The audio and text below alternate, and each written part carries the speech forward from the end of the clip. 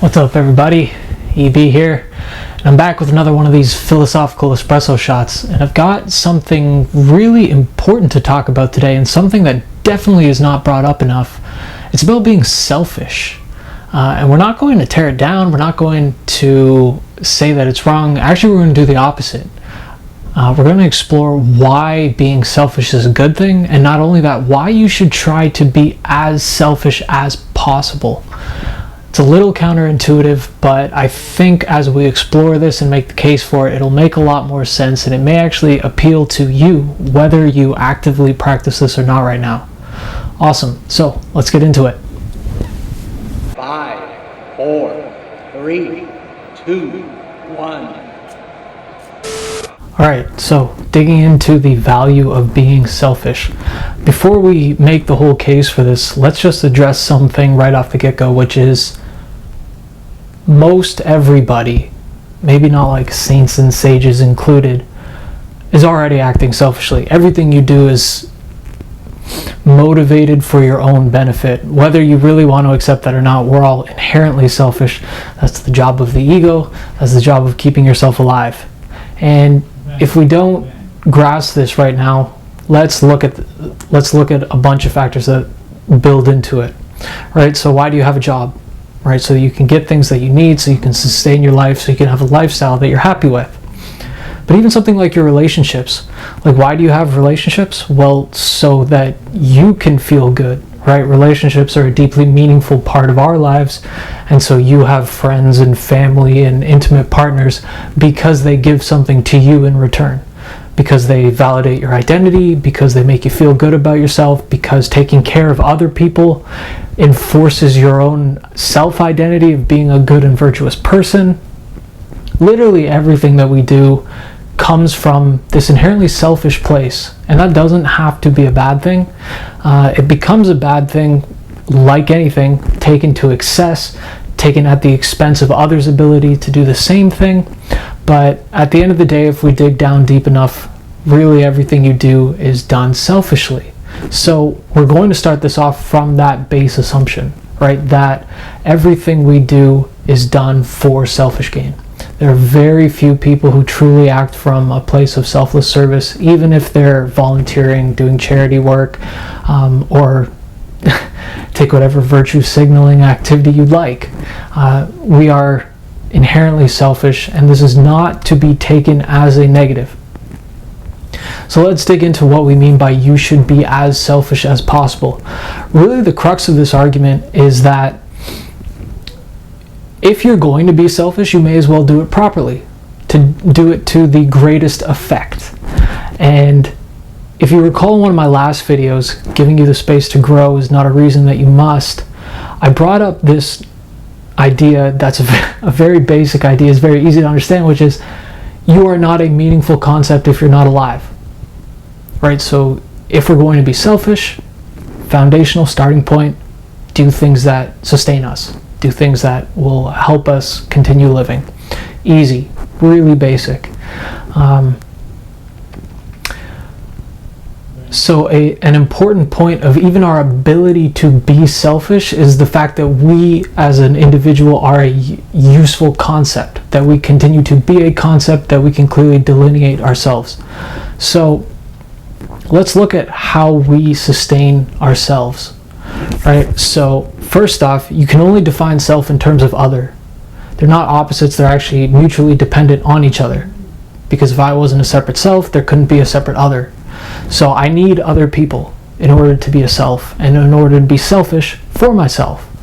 What else? Obviously I need to be alive, so I need air, water, food, the environment, all of that. So I need the biosphere to be selfish, to be alive, so that I can be selfish for myself. And so what we see here is that if we are going to do the selfish thing properly, we need to take in a full consideration of how we define ourselves.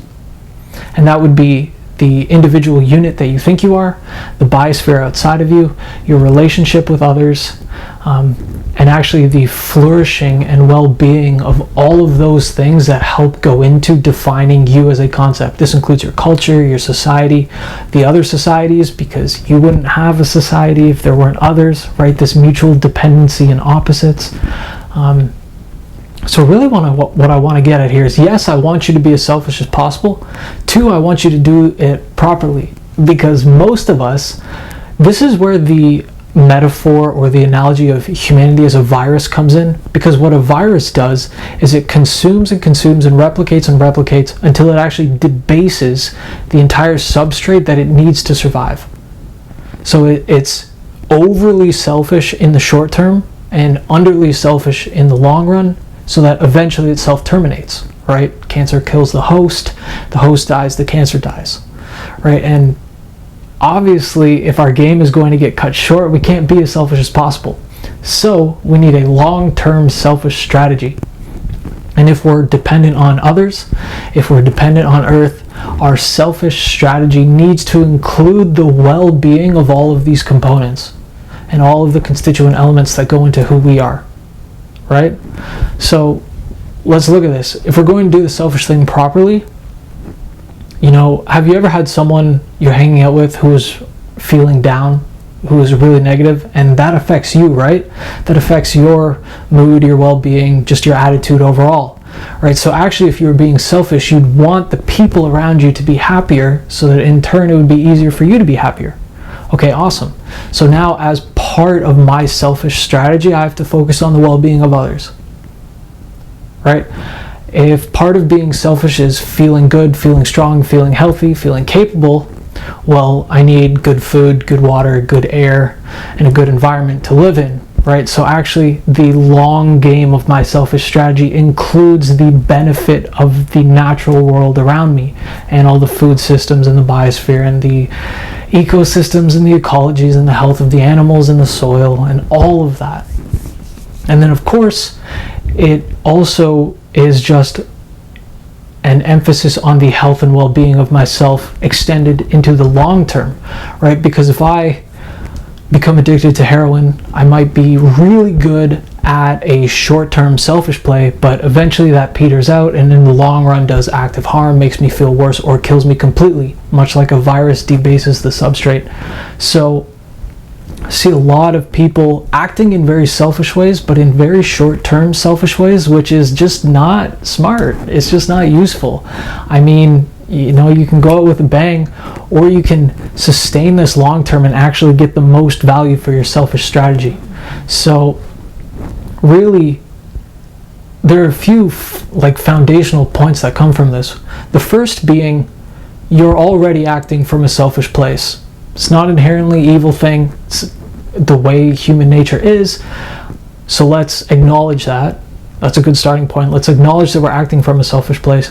And 2, if we accept that and appreciate it, well, let's figure out how to do this properly, which I think many of us, our cultures, our global collective, doesn't do a very good job at. We're not good at being selfish in the long term, because what we're doing is we're debasing all of the substrates that our own selfish flourishing depends on, which is deep relationships, a natural healthy world, and just the mutual growth of all of these things, so that they in turn loop back on us and help lift us up further, right? So we're already playing the selfish game individually and collectively. Let's at least do it properly. It's kind of it's a little childish, it's a little immature, it's a little short-sighted, it's a little naive to be playing this game and A, actively denying it, and B, just playing it poorly. If we're going to do this properly, let's do it properly. Let's give it some real thought.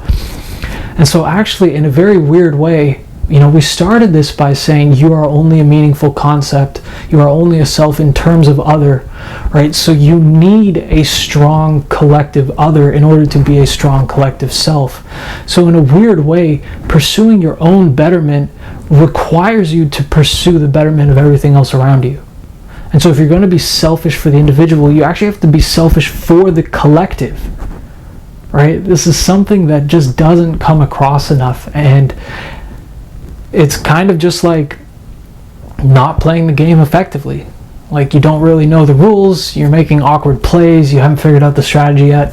So let's try to reassess our strategy. If you're going to be selfish for yourself, which you are, you need to be selfish and contribute to the growth and benefit of all that's around you, because you are dependent on all of it. You are not separate from it, and actually acting like you are separate from it leads to the short-term collapse of any meaningful concept of you, right? So be selfish, do it properly, do it for others, and it will come back to you.